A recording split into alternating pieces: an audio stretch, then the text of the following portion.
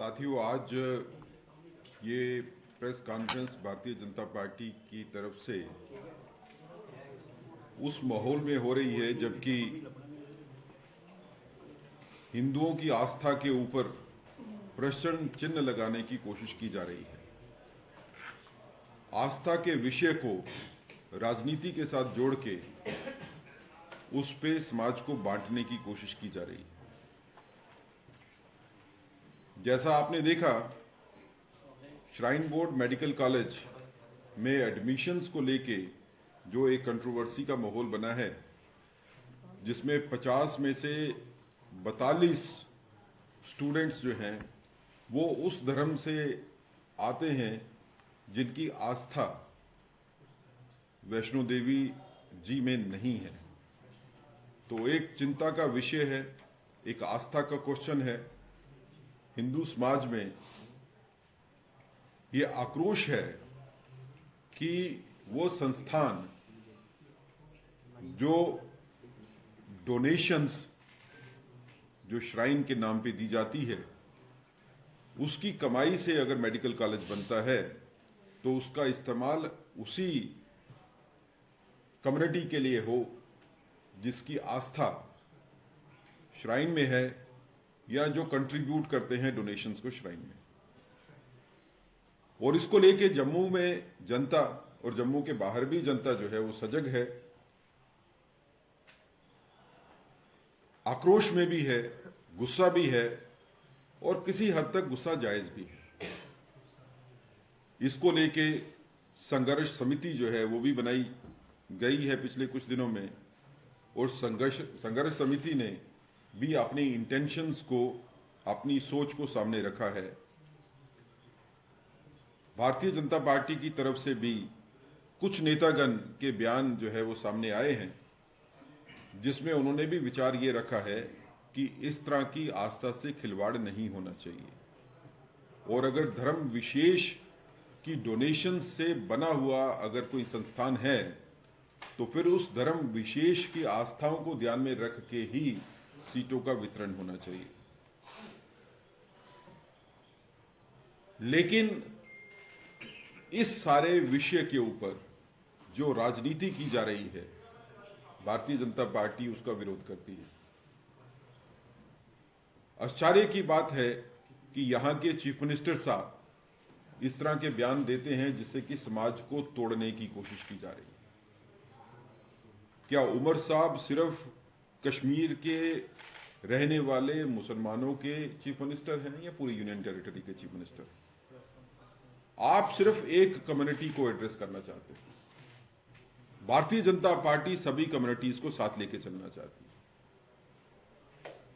मुझे चिंता भी है और मुझे आक्रोश भी है कि उमर साहब की स्टेटमेंट आती है कि अगर वैष्णो देवी श्राइन बोर्ड से कश्मीर के बच्चों को एडमिशन नहीं दी जाएगी तो वो बांग्लादेश या तुर्की में जाएंगे एडमिशन लेने के लिए। बांग्लादेश और तुर्की क्यों? आपके दिमाग में वही दो कंट्री क्यों आए जो भारत विरोधी हैं, जो भारत के साथ वैसा व्यवहार करते हैं जो दुश्मन ही कर सकता है? कहने को तो उमर साहब किसी और कंट्री का, इंग्लैंड का, फ्रांस का नाम भी ले सकते थे, लेकिन आपके दिमाग में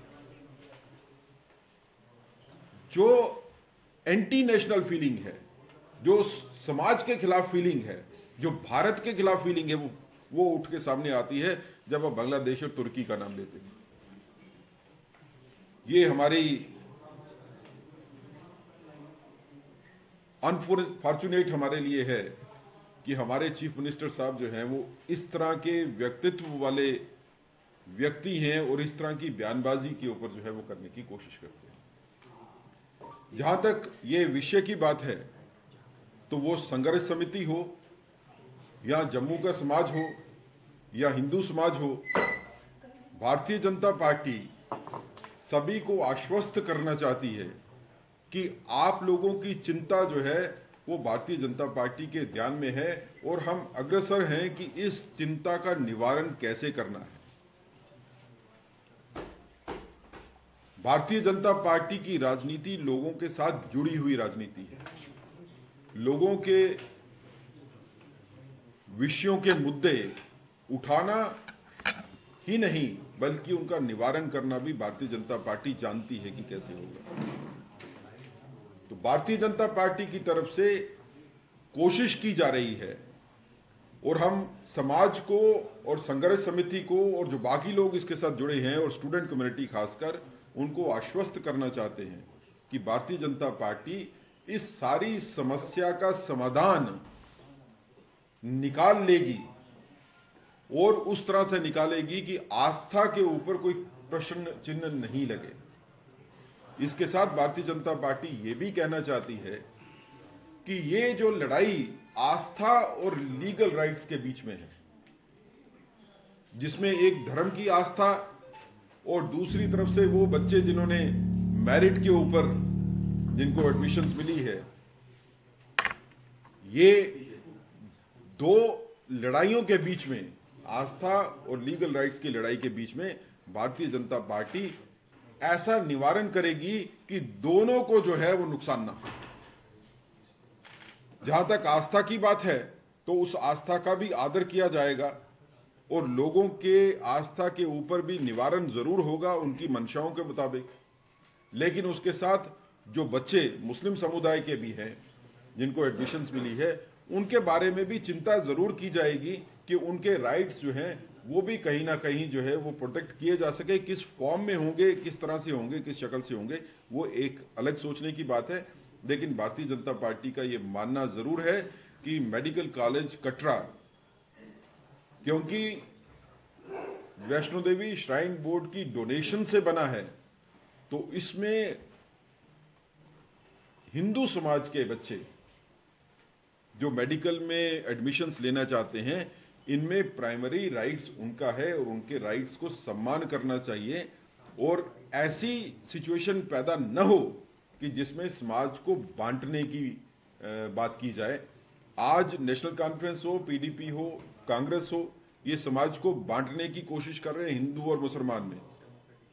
हम समाज को इकट्ठा रखना चाहते हैं, लेकिन समाज को इकट्ठा रखने के साथ दोनों धर्मों की आस्थाओं को भी हम उतनी ही मान्यता देना चाहते हैं।